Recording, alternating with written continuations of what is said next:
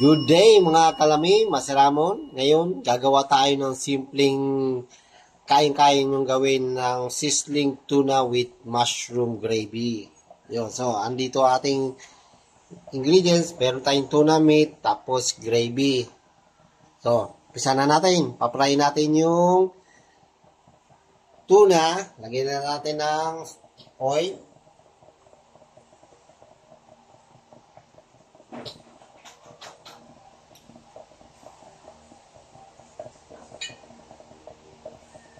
Antayin natin na Tapos, ngayon, lalagyan na natin to ng salt and pepper.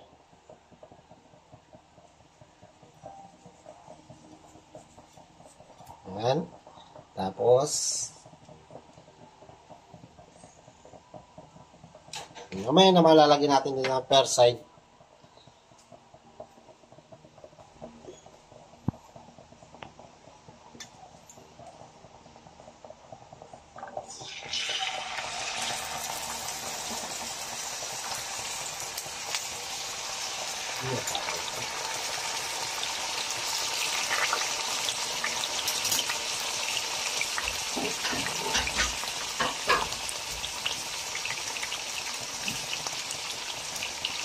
Cook lang natin to ng 5 minutes per side.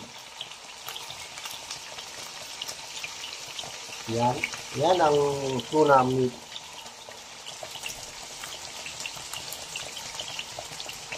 Mga mili, simpleng-simple lang to. Kaya-kaya mong gawin to.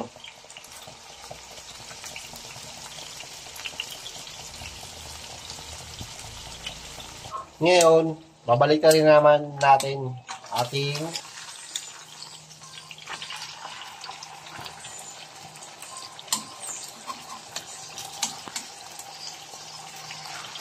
ayan. Ayan ang kulay niya. Oh. Ayan.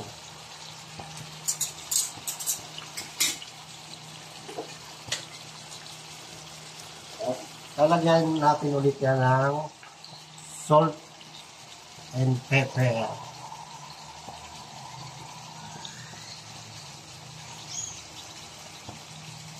Yun.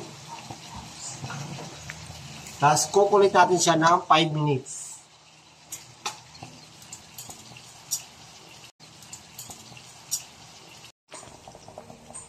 Ngayon, almost luto na siya. Ngayon, maglalagay na tayo ng gravy dito sa sizzling plate.